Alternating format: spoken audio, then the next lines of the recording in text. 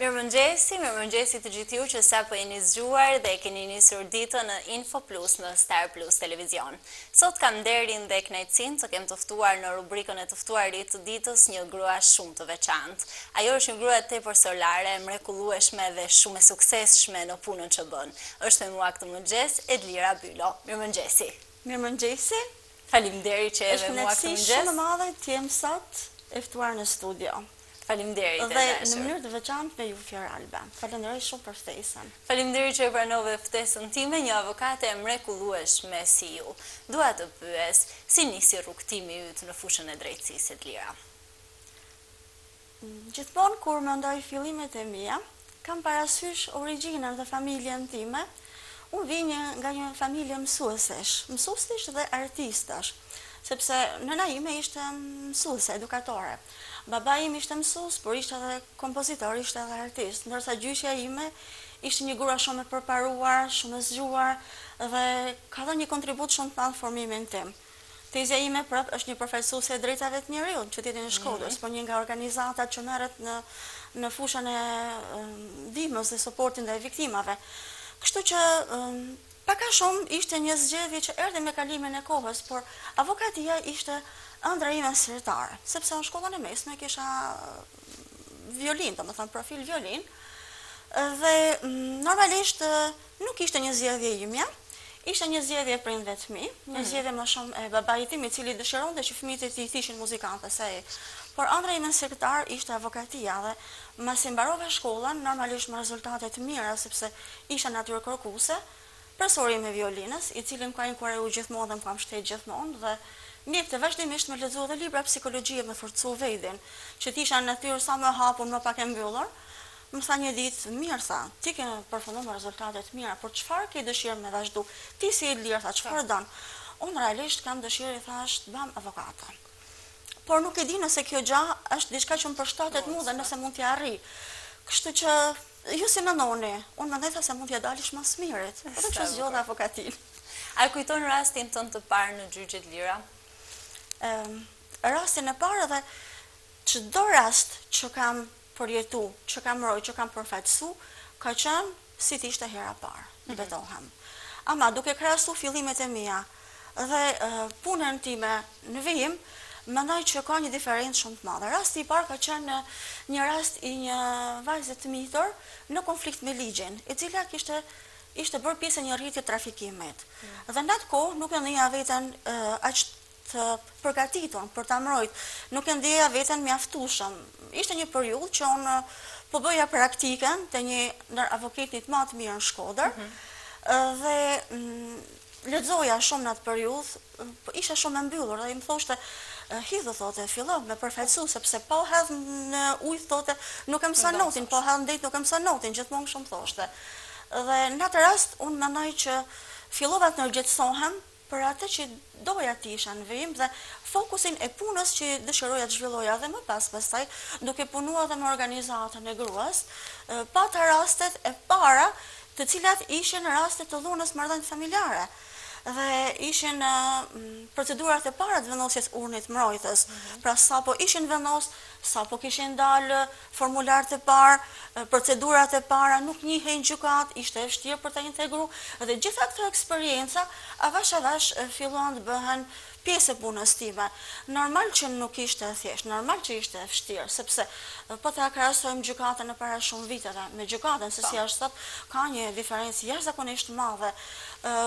Por mendoj që ishte pozitive fakti që me dëshirën e madhe që kisha për të ndihmuar të tjerët dhe për të ndihmuar me gjetë rrugtimin e tyre në jetë, gjeta dhe rrugën tënde. Sa bukur. Çfarë ka ndryshuar? Ti përmendë ndryshimin e gjykatës. Mund të përmendim pak a shumë se çfarë ka ndryshuar tek gjykata që puna juaj është bërë edhe më e thjeshtë kohët e fundit? Është një punë që ka vështirësitë e veta. Patjetër. Reforma ka sjellë shumë ndryshime. Pozitive është se është rrit numri i grave në drejtësi. Është rrit aksesi i viktimave në drejtësi. Është rrit më tepër zani i tyre përballë strukturave. Ama nëse mendon në aspektin e vështirësive, vështirësi dhe sfida ka gjithmonë, sepse ne synojmë më të mirën, ne synojmë që të kontribojmë dhe të japim atë që duhet nga veti. Dhe nëse qëllimi jon për cilin ne i kemi hyrë kësaj rruge është drejtësia, ne në çfarë do lloj mënyre duhet të përdorim të gjitha instrumentet që kemi në dorë përpara institucioneve për të vendosur drejtësinë. Çfarë e bën sipas teje një avokat të suksesshëm? Nëse flasim për suksesin, harrojeni suksesin. Qofse doni të jeni avokatën suksesshëm, harrojeni suksesin. Unë nuk jam nisë për sukses, personalisht kam pas shumë sukses, nuk jam arrit për sukses. Unë jam nisë për me dhanë kontributin tam në këtë fushë. Edhe për me korrigju atë që nuk më duket që është e drejtë, për me vunë vend drejtësinë. Për me ndihmu këto njerëz që thash më përpara me gjetë rrugën e tyre, edhe në fund të asaj ditës vështirë që me cilën unë përballem, të kthejmë në shtëpi dhe them ja, e kam bërë detyrën time, kam bërë punën time më së miri, tani mund të jem me qetë. Kjo është ideja. Pra dëshira dhe dashuria që keti për punën, ajo çon sukses. Edhe një tjetër aspekt shumë i rëndësishëm i suksesit ton janë ndihma dhe mbështetja që ne kemi nga familjet tona, nga miqtë tonë, që nganjëherë ne i quajmë të mirëqëna, por që nuk janë të mirëqëna dhe janë një fat i madh dhe një bekim shumë i madh në jetën tonë. Një grua kaq e mirë sa ti, si arrin të balancoj ndjenjat, mos përfshihet emocionalisht në një çështje gjyqësore, Lira? Tash ne nuk jemi inteligjencë artificiale, nuk jemi robot, jemi njerëz, prandaj është e kuptueshme. Është shumë e pamujton. Por që me kalimin e kohës fillon edhe mëson, edhe fillon e ndan gjërat, sepse nëse ti je e kthjellët dhe mundohesh të jesh sa më aqejt, sa më pak e përfshime në momentin kur je ty përfaqësu, kur je ty menaxhu, atëherë në atë moment ti mundesh me dhënë rezultatin dhe më të mirën tënde.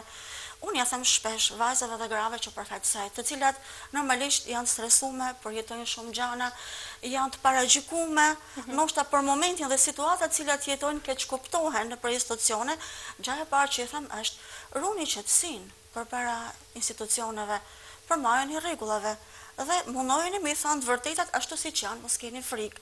Ideja është kjo, domethënë që gjithmonë duhet jemi sa më të qartë për gjërat që duam edhe sa më koncis. A ka pasur raste që e ndjer aq e vështirë emocionalisht sa ke menduar që atë çështje nuk mund ta marrësh përsipër? Po e kam menduar dhe realisht çështje që kam besuar që nuk mund t'i marr përsipër, nuk e kam marrë përsipër. I kam refuzuar më një herë sepse nuk është ideja jame që të iluzionoj klientin. Por nga ana tjetër nuk mund t'jap garanci 100%, ashtu si nuk mund ta japin asnjë avokat për konkluzionin e kësaj gjaje dhe sa mund zgjasen kjo gjë. Ama realisht momentin që e kam marrë përsipër, kam thënë, do të ketë patjetër një rrugë për me çu deri në fund dhe jam mundu me shfrytëzu të gjitha mjetet e nevojshme që me arrit atë rezultat cilën kam dëshiruar me pas. Sa e rëndësishme është komunikimi dhe biseda, sinqeriteti që klienti ka krijuar me ju? Besimi me klientin është shumë e rëndësishëm dhe normalisht kategoria që unë kam trajtuar për gjatë viteve janë viktima të dhunës marrëdhënieve familjare, të mitur në konflikt me ligjin, persona me aftësi të kufizuar, edhe burra kam pas, edhe gra kam pas, pra kam pas klientel të nga më të ndryshmet. Dhe normalisht, në momentin që vjen një dozë mosbesimit është të këto persona që vinë, sepse janë të sprovuar, janë të lodhur, kanë kalu situata, kanë kalu trauma, strese etj. Dhe e para që unë i them, dhe do vazhdoj t'ja them është, a ke besim tek unë? Pra, a duam të vazhdojmë bashkë dhe si duam të vazhdojmë bashkë? Në të kundërt, ma thuj që në fillim, edhe vazhdojmë në mënyrën tënde, domethënë nëse mendon se nuk jam unë personi i përshtatshëm me të përfaqësuar ty, ose mendon se mund gjesh dikën që të përfaqëson më mirë.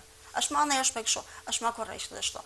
Sepse garanci nuk mund t'japin askush, ama rezultatet relativisht kur ke pas dëshirën dhe vullnetin për me bërë punën mirë, kanë qenë të mira. Sistemi jonë në drejtësi në Shqipëri ka raste që ne pamë edhe rastin e fundit që ishte diçka shumë e padëshirueshme nga të gjithë ne, duhet të themi diçka që na ka prekur të gjithëve. A mendon ti që sistemi jonë në drejtësi u garanton një siguri përfaqësuesve të ligjit? Problemi i sigurisë është mjaft i madh. Unë nuk du të flas për rastin fjalë, por du të flas për riskun që kanë viktimat e dhunës dhe avokatet femra që përfaqësojnë viktimat e dhunës, të cilat shpeshherë bëhen prej e presioneve, e kërcënimeve, e degradimit, e ofendimeve dhe kështu me radhë. Me thënë dhe jo më kot, Këshilli i Europës në rekomandimet që ka nxjerrë së fundi është edhe që të bëhet pjesë e kodit penal, ka qenë pra një në rekomandimet që pjesë e kodit penal të ishte edhe mbrojtja e veçantë që gëzojnë viktimat e dhunës dhe avokatet që trajtojnë viktimat e dhunës. Ka pasur raste për ty? Raste të ngjashme që nuk kanë qenë të sikletshme, kanë qenë jo të përshtatshme.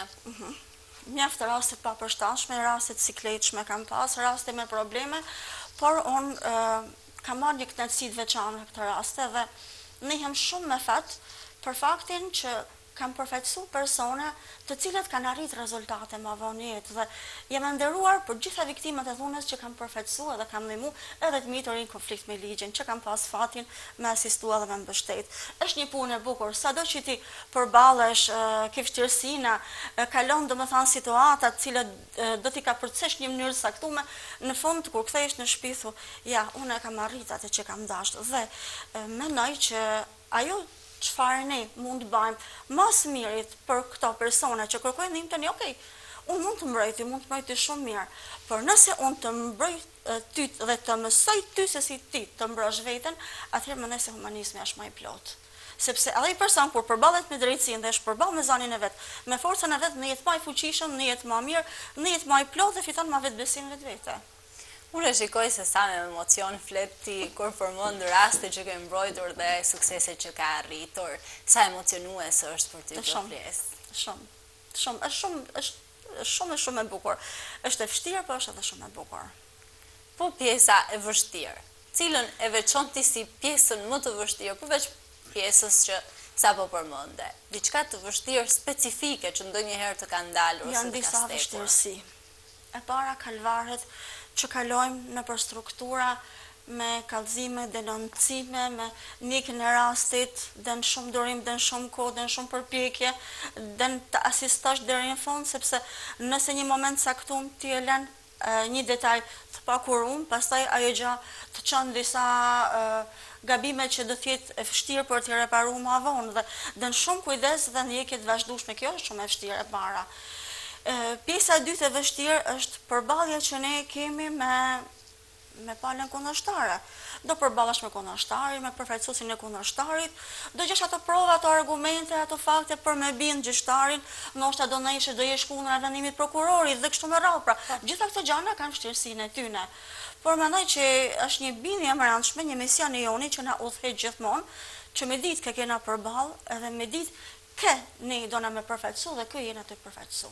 Është e vështirë pjesa që në Shqipëri shikohet si një profesion për meshkuj më shumë se sa për gratë? Ka qenë gjithmonë kjo gjë. Ka qenë gjithmonë që është pasi një profesion i meshkujve, një e drejtë, një prerogativ meshkullor. Është pa gjithmonë kjo pjesë. Mendoj se është një pjesë e mentalitetit, e kontrollit patriarkal që ne tashmë kena trashëgu. Mos i vin keq kujt që e dëgjon, po është një realitet me cilin ne përballen çdo ditë, por nuk do të thotë gjë gjenia se cila gjeni për këtë raci ka, aftësia jote sa ke investuar për këtë gjallë, sa ke dëshirë me dhanë më të mirën tënde. A ke hasur para gjykime? Mjaft. Besoj që mjaft. Si ke përballuar këto paragjykime? Vazhdoj e hasi çdo ditë, por përgjithsisht mund të them se opinioni i publikut ka qenë i mirë dhe dashamirësia që njerëzit kanë treguar ndaj meje ka qenë mjaft e madhe, për cilën e falenderoj. A ke një mesazh për vajzat e reja që duhen të ndjekin këtë profesion të bukur? Por edhe shumë të vështirë, siç ti e the, por edhe kaq të bukur e fisnik. Po, mesazhi jam është ky. Nëse keni zgjatë avokatin, mos u dorëzoni. Avokatia ka nevojë për zgjuarsinë, për forcën, vitalitetin, energjinë, edhe atë çfarë ju mund të sjellni dhe mund të ndryshoni në këtë fushë. Një mesazh shumë i bukur. Të falenderoj për këtë mesazh kaq të bukur. A janë shqiptarët të vetëdijshëm për të drejtat e tyre të lira? Shqiptarët i kërkojnë me ngun për drejtat e tyre dhe kjo është një gjë shumë e mirë. Por që të njohin ligjet është diçka tjetër. Ne gjithë mendojmë se jemi avokat. Gjithë mendojmë se mund të mbrojmë vetin dhe shumë bukur kur të mund të mbrojnë vetin. Ama ka momente, ka situata në të cilat avokatin duhet me ndëgju. Se nëse nuk e ndëgjon, atëherë nuk kemi pas atë rezultat që ti den. Dhe për këtë duhet me pas një njohje të mirë të ligjit, dhe njohja e mirë e ligjit, mendoj, vjen si pasojë e promovimit, energjitësimit, e informimit përmes strukturave, po edhe përmes medias. Për shembull, si është ky emisioni ju i sot, është diçka shumë e nevojshme, me cilën njerëzit duhet informohen dhe duhet të dinë ku drejtohen, por edhe cilat janë instrumentet me cilat mund të drejtohen përpara drejtësisë. Është shumë e rëndësishme kjo. Ndërgjegjësimi përmes informimit përmes medias. Po ligjet e Kushtetutës së Shqipërisë të mbrojtjes së njeriut, a kanë vend për përmirësim? Kanë vend për përmirësim. Gjithmonë ligjet kanë vend për përmirësim dhe gjithmonë janë në ndryshim të vazhdueshëm. Dhe ne duhet lobojmë fort që këto të ndryshojnë, sepse nganjëherë ato ligje aq sa të mira janë, edhe ne mund t'i përdorim në të mirën e kauzës, dhe nganjëherë mund banë edhe pengesë për ne profesionistët që t'i përdorim maksimalisht në mbrojtjen e targetit cilët kemi. Prandaj edhe janë të janë ndryshime të reja vazhdimisht, edhe ka azhornime, ka updatime, në mënyrë të tillë që të ketë sa më tepër akses në drejtësi edhe për këtyre shtresave të cilat janë më të marginalizuara. Veçanërisht për gratë dhe vajzat, sa janë të përshtatshme ligjet në Shqipëri? Janë përshtatshme në ligjin për dhunën, ligjin për barazinë gjinare, por është aplikimi që është i rëndësishëm, që duhet të jetë më i fuqishëm dhe ne gjithë bashku, gjithë aktorët duhet të ngrijmë zanin më tepër, në mënyrë që këto viktima, në mënyrë që këto gra dhe vajza, në mënyrë që ky target të ketë sa më tepër kontroll mbi jetën e vet, sepse është diçka, ky kontroll është diçka që ne gratë pak e kena vua dhe veten, nuk du dalë të ligjit, po dalë të ana sociale, jashtë të ligjit. E kena vendos veten me dëshirën në kontrollin. Dikujt tjetër për hir të përkushtimit, dashurisë, sakrificat, familja e kështu me radhë. Por gratë duhet kuptojnë diçka, duke filluar nga viktimat dhe çdo gru në çdo aspekt të shoqërisë. Duhet kuptojmë diçka. Atë kontroll që ne ja kena dhënë, ashtu si e kena dhënë mundën a merri marr prap. Diçka shumë e bukur. Është diçka që duhet me meritu. Po, ashtu është, në të vërtetë. A ka ndryshuar që kur ke filluar ti dhe deri më sot rasti ndërgjegjësimit të grave dhe vajzave që vinë për të kërkuar të drejtat e tyre përballë dhunuesve? Kanë shumë ndryshim, ne janë më të inkurajume, kërkojnë më shumë me ngritë zanin, por mendoj që dhe në kohë që ata të marrin 100% atë që ka kërkojnë nga drejtësia një kohë më të shpejtë, sepse vetë periudha e tranzicionit që ne po kalojmë na detyron që t'i përshtatena disa afateve që nuk është në dorën tonë, por nuk është as në dorën e atyre që janë duke bërë drejtësinë këtë moment. Është pjesë e periudhës tranzicionit dhe në këtë moment viktimat kanë nevojë për ndihmë dhe mbështetje më shumë se kurrë. Si është e lira të ardhmen e avokatit në Shqipëri pas disa viteve, pas 5 vitesh për shembull? Unë shpresoj që ky profesion të zhvillohet më tej dhe avokatia të ketë një zë edhe më të fortë në drejtësi se ai që ka pas deri më sot. Dhe sidomos gratë në avokati të kenë zë më tepër. Dhe mbi të gjitha, ky profesion të jetë një profesion i dobishëm për njerëzit që kanë nevojë, për kategorinë cilën ne përfaqësojmë. Të falenderoj shumë e dashur për këtë bisedë kaq të këndshme. Falenderoj shumë edhe unë, ishte kënaqësi. Edhe për ne ishte shumë kënaqësi. Të falenderoj shumë. Faleminderit dhe të gjithëve ju që na keni ndjekur deri në këto momente në Star Plus Televizion. Takimi radhës nesër në të njëjtën orë në Info Plus.